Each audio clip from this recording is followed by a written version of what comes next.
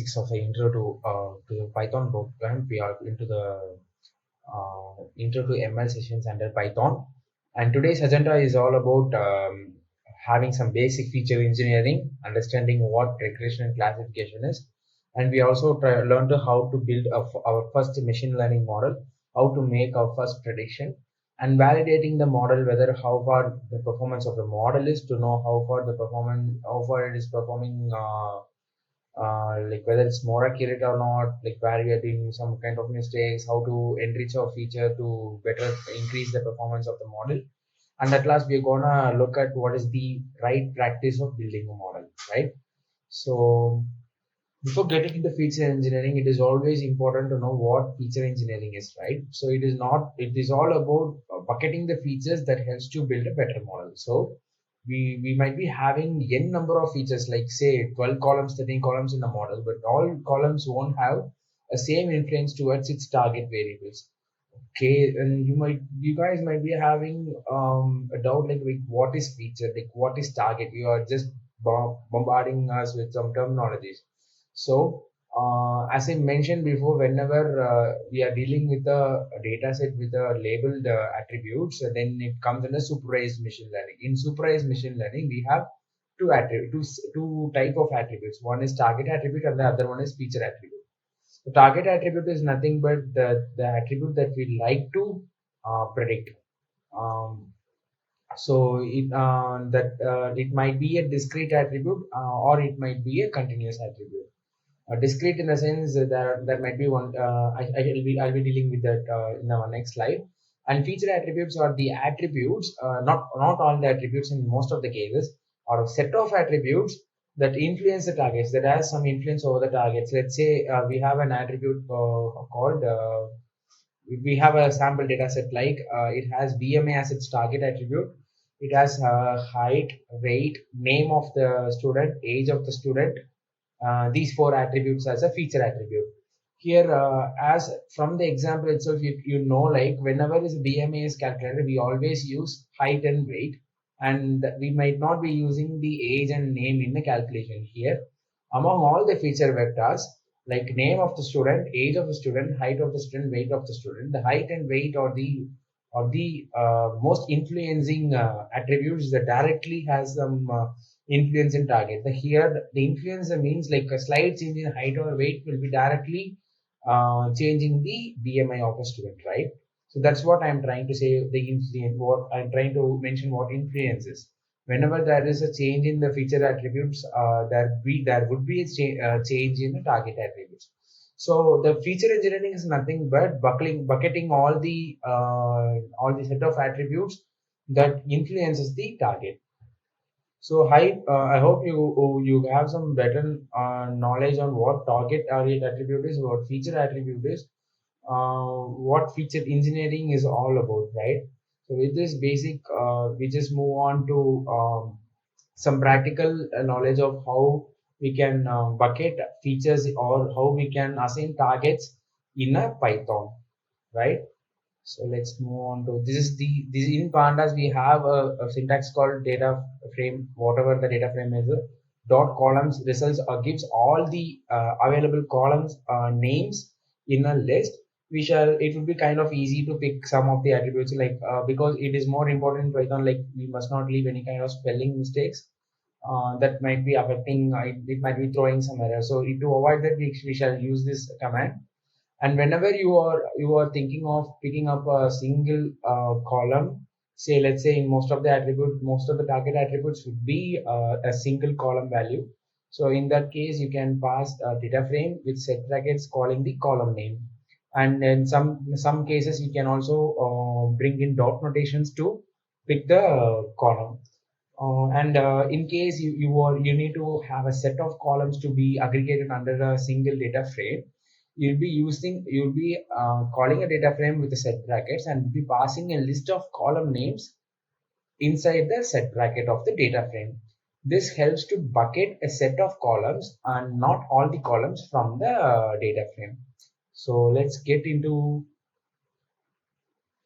practical part of doing things. So we all have cleaned the data. So from now we shall try to use the clean data for other purposes.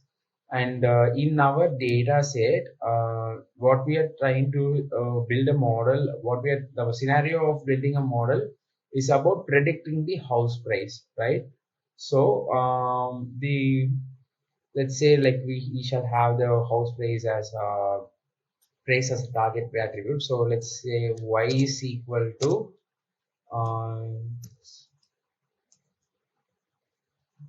let's fix this name first.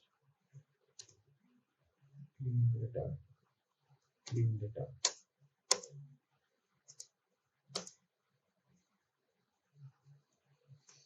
Clean dot price.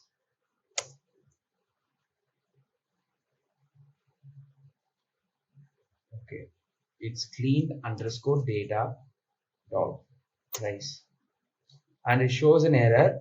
The object has no attribute of price. This is what, guys, I mentioned before. Like, it is more important to know what the column exactly spells. It's case sensitive, right? So in order to not keep on looking at what the names are in the previous cells, we can also use command called clean data.columns columns.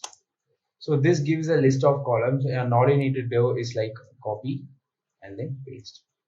And now you'll be having the values will be stored in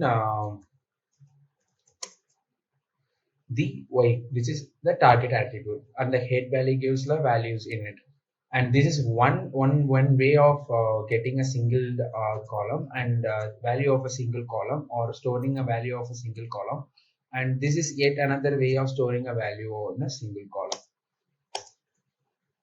value of a single column in a data frame. So both of the methods, guys, you can see it is being executed and we have no errors in it.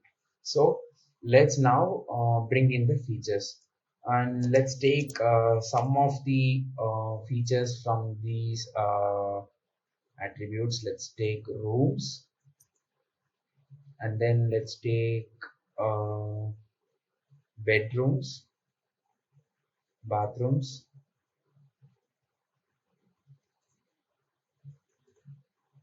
and then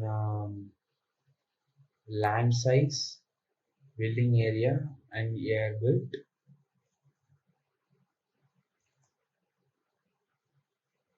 Let's say we have these as an attribute, and these are the selected features, right?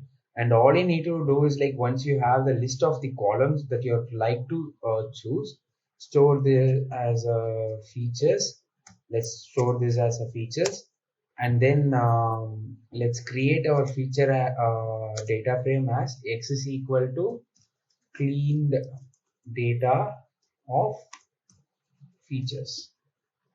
Now on printing x dot head, it will be listing only the set of attributes and not all the attributes like we have in cleaned underscore data dot head. I hope my main point clear. This is how we bucket a set of features inside a data frame, and this is very important for us to move ahead, right? So I hope I have covered the point. Like, we have dealt with data frame dot columns. We have dealt with how to store a data frame of or a single column value into a data frame. How to store a set of column values in a data frame. And next, it's very important, guys. Whenever you are getting into your supervised learning, there exist two kind of supervised learning. The one is regression, and the other one is classification. It is very much important, guys. Like we have done, given a scenario on the data set, finding whether it's a supervised, unsupervised, or reinforcement learning. It is also important to find if it is a supervised learning, whether it's a regression or classification. And it is also done based on the data sets. So given a data sets, and once you have find the target attribute, and if the target attribute is kind of discrete, which means it has only a set of discrete and something, but whenever the target variable is a categorical thing, it has only yes or no's, or ones or zeros, or 1 2 3 4 5, and these are kind of discrete values. Whereas whenever the consider like in our scenario right now we are dealing with with a price, right? The price might not be coming under or cannot be categorized, and it can't be bucketed under 0 1 2 3, right? It is kind of continuous. So whenever you need to predict some kind of continuous target variable, you go for regression. And whenever you want to predict a discrete variable, you'll go for classification.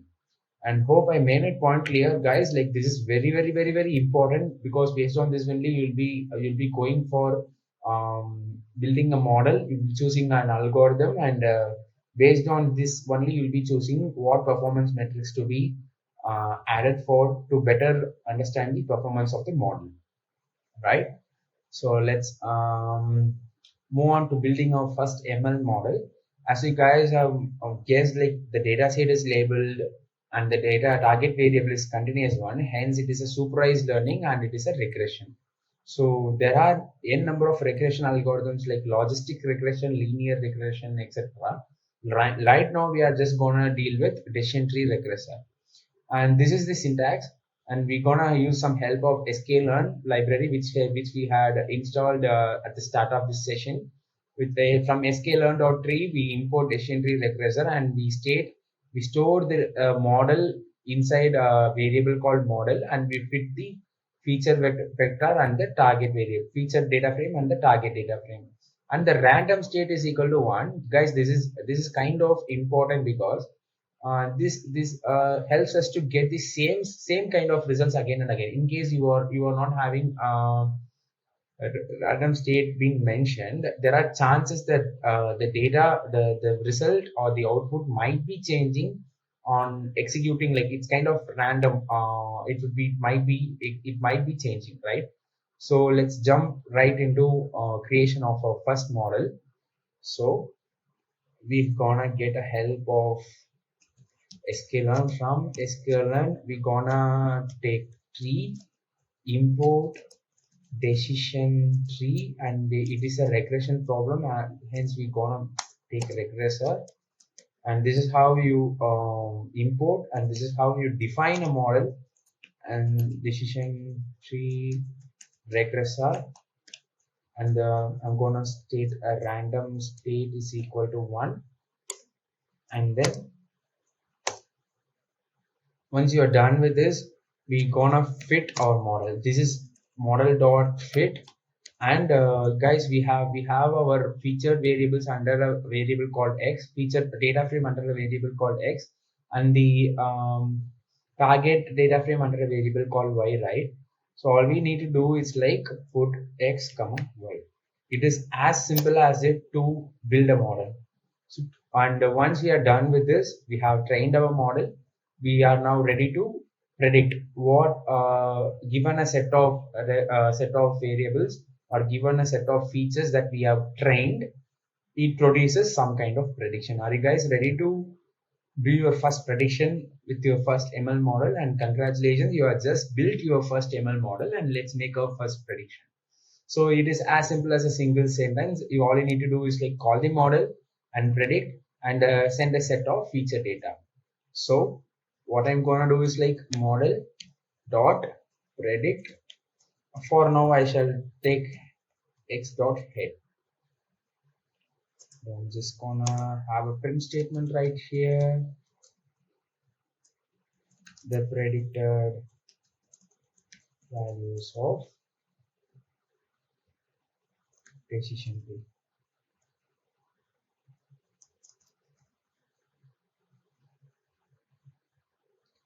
Let's bring this one too.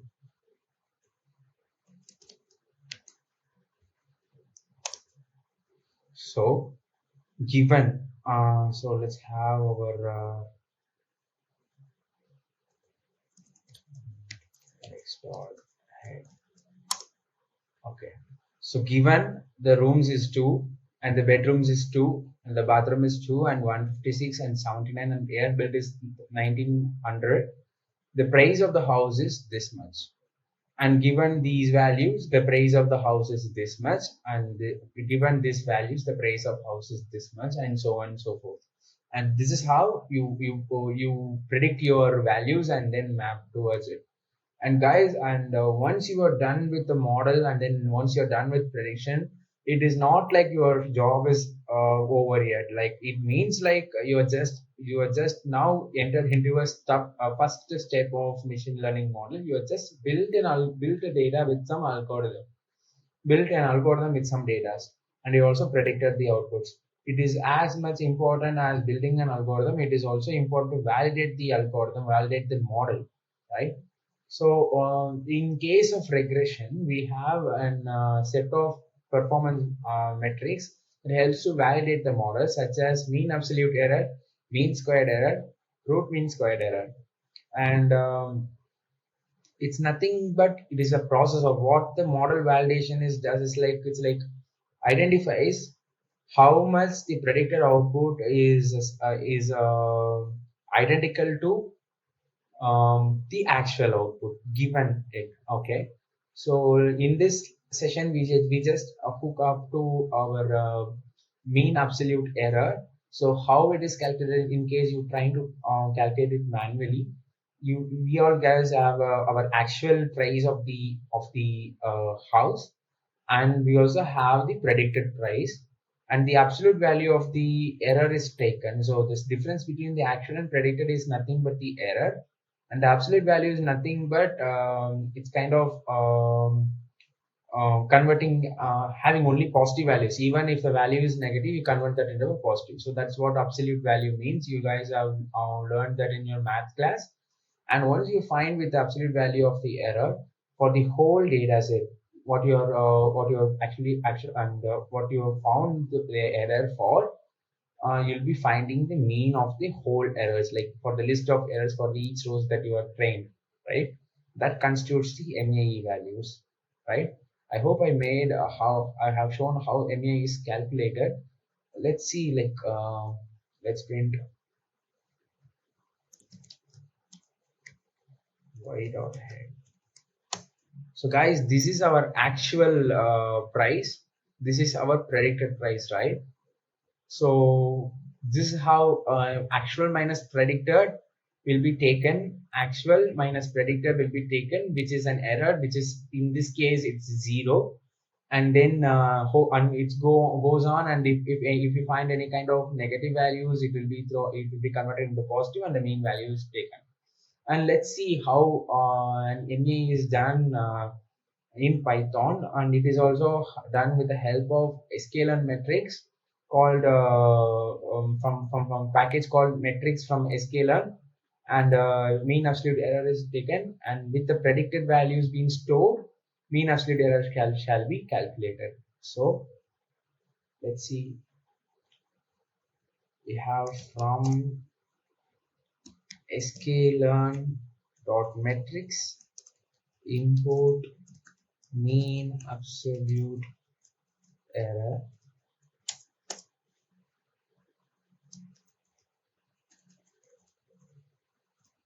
predicted value is equal to model dot predict of, I'm just gonna give all the feature values, and mean absolute error. Here I'll be passing the y, which is the actual value, and the predicted value.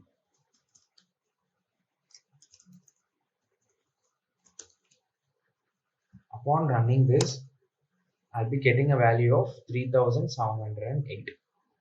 You guys, so this is kind of low, but we have done a mistake in this whole model. Actually, this is not a right way to this is how we build a model, and but this is not the right practice to build a model. So let me explain why. Okay, what we have done is like we have both trained the values with the same set of values, and we also validated with the trained data, right? And it is not right. Like let me explain you with some kind of simple example. Given you are a student and you are having some kind of examinations to be written, let's say in 10 days. Okay. So in order to get your two potential, all you need to do is like learn for the exam and then write the exam, so that you know, like we get a mark that says like this is the percentage that you have understood this subject. Okay. But in case you got your question paper leaked, so what you guys will do, it's like you will not cover all the subjects, whereas where all the lessons you'll be covering only the questions that has been listed in the leaked questions, right? So in this case, even though your mark might be 100%, on subsequent tests that has been taken, that has been scheduled for the same set of syllabus, your guys might not get the same marks, right? So this is what the drawback of in sample validation. Guys, you might have you might have noticed, like we are training with the same set of feature that we are used for fitting the model, right? Here we also fitting the same set of feature values, and we are also predicting the same set of feature values, and we are also validating the same set of values. We are not even having some kind of buffer data, which should not be given as a trained one, which must not be given to a trained part. And this results in truly understanding what the model is capable of. And again, I'm just going to mention this idea. In case of in sample validation, we are just leaking the paper and let the model know these are the simple questions. And but the drawback is for that examination, the model will be getting some kind of 10% marks, whereas the consequent test with the same set of syllabus, the model won't perform well. Whereas in out of sample validation, we are not going to leak any kind of questions. We are going to have some buffer questions. We're going to learn, the model going to learn some kind of syllabus, and it will be writing a test on the buffer data. Let's see how we can do that out of sample validation in Python. For this, we're gonna use a package called model selection from sklearn, which is called a train test split. Here we're gonna split our data set into train and validation data set, and this is the feature and this is the why, and other steps are kind of same. Let's jump into our actual good right practice of building a machine learning code.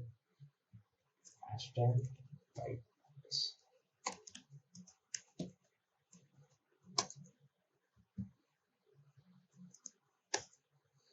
Okay, so we have from sklearn dot model underscore selection import train test split. So let's have train underscore x, val underscore x, train underscore y, val underscore y is equal to train underscore test underscore split of x, which is the feature variable, and y, which is the target variable, and we're gonna set the random state is equal to 1, which we have done in the model section, right? And we're gonna have our model as model is equal to decision tree regressor. And now this is the key part. In like as we are done in earlier part, like we have done earlier, like we fit the model as x and y, right? In right now we gonna fit it as like model dot fit with only train underscore x comma train underscore y. We won't be touching validation x and validation y.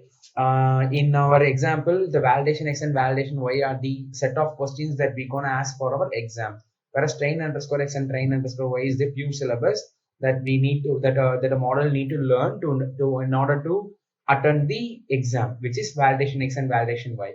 Validation x and validation y is nothing but in our example, it is the key that teacher has to validate the predicted value. So let's not get confused right now. This is how you fit a model, and once you have fitted, it is time to predict the value. So predicted value is equal to model dot predict, and this is the place where we have used x earlier. Let me comment this one.